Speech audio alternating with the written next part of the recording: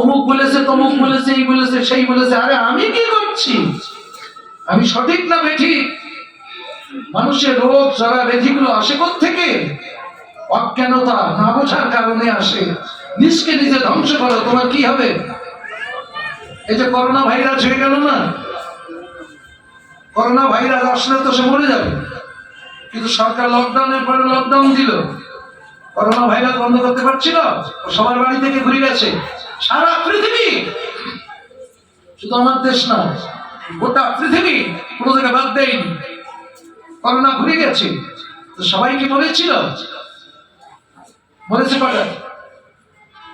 বিজ্ঞান doctor research করে কি পেয়েছে?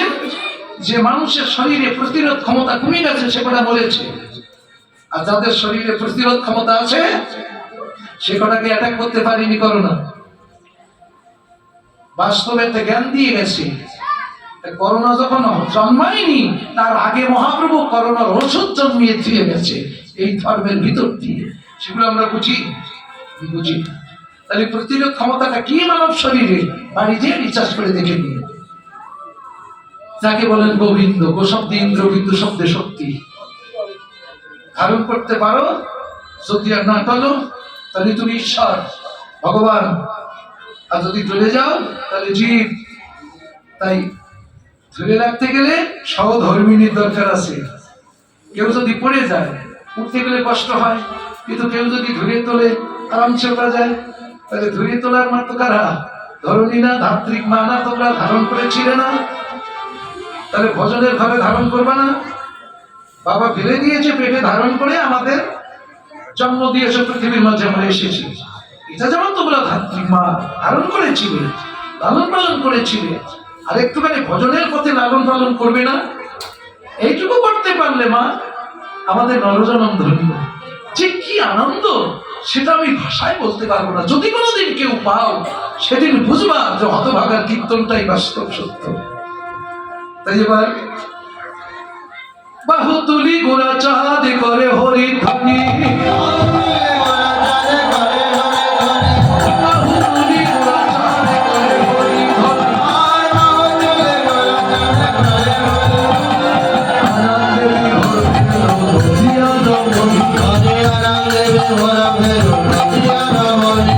আনন্দ ধরে না, আনন্দ ধরে না,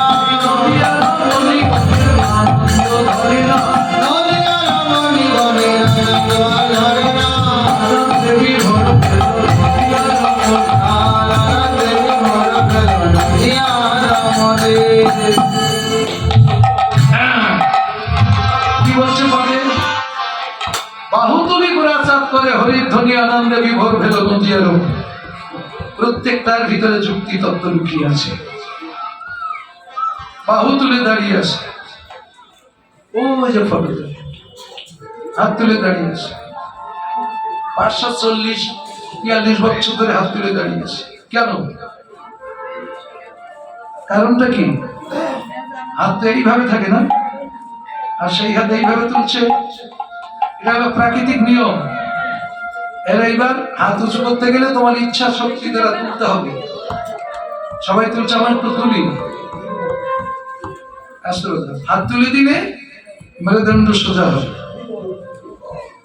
আর তার উপরে আত্মসমর্পণ হয়।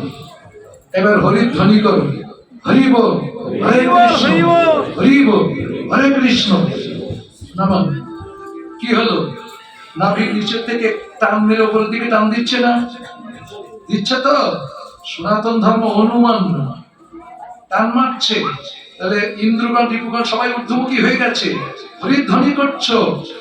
এইবার কৃষ্ণ নাম করছো, কর্ষণ করে উপর দিকে টান দিচ্ছে কুণ্ডলিনী শক্তিকে। এরকম আছে অধমুখী হয়ে কুলকুণ্ডলিনী। এইটাকে নাম দ্বারা, হরি ধ্বনি দ্বারা, শব্দ দ্বারা, আর এই কর্ম দ্বারা উপরের দিকে টান দিচ্ছে। টানতে টানতে যেদিন ঊর্ধ্বমুখী হয়ে যাবে সেদিন সুষন্মার দ্বার খুলে যাবে।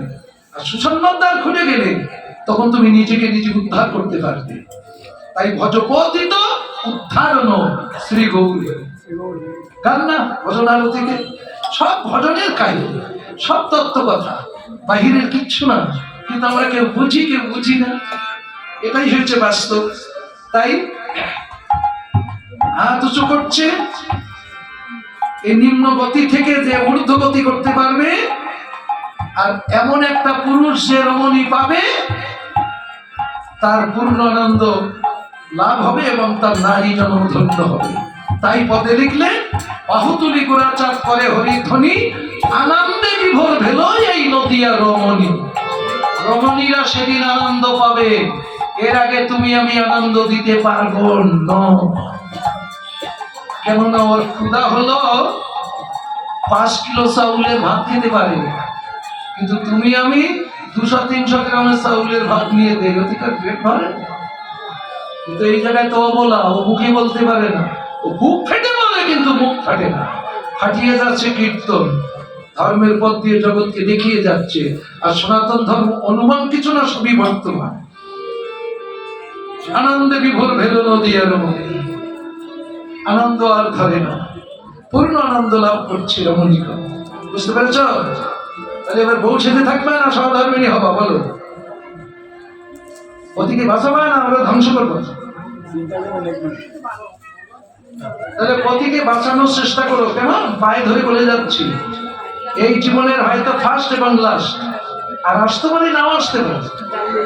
কেননা সব মাল সব দোকানে থাকে না, দোকান বহুত আছে, এক এক দোকানে এক এক রকম মাল। এই দোকানে যা আছে অন্য দোকানের চেয়ে বেশি আছে, কমও আছে, একই রকম পাবেন। এই কথাগুলো কানে ধরে রেখো।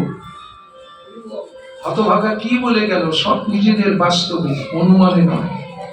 স্বামীকে আর যেন মেরো না, ওকে বাঁচিয়ে রাখার চেষ্টা করো। স্বামী মরে গেলে বিধবা হয় না, শাখা সিঁদুর যেমন মুছে যায় না, ওরকম মরা প্রত্যেক দিন মরে। যেমন বেহুলার স্বামী মরেছিল কোথায়, একটু রেফারেন্স না টানলে হয়। বেহুলার স্বামী কোথায় মরেছিল? বাসর ঘরে না? আর তোমাদের বাসর ঘরে পাশে একটা সব মরে না? যদি টাকার নাম ধর্ম, পতনে মরণ। এবার বলবা পৌর সপ্তাহ ধরে রাখতে পারলে ধর্ম, পতন হয়ে গেলে মরণ। এটা আমার কথা না, সবই শাস্ত্রের কথা। তাহলে মরে না পতি? এই মরার পর থেকে পতিকে বাঁচাতে পারলে তোমার সতীত্ব রক্ষা হবে, তুমি সতী হবে। আর নইলে সারা জীবন সতী সেজে যাবা, মন থেকে সতী হতে পারবে না। ঠিক আছে? ব্যাস। আমার বাসুদেব ঘোষী কহি মনের হরিষে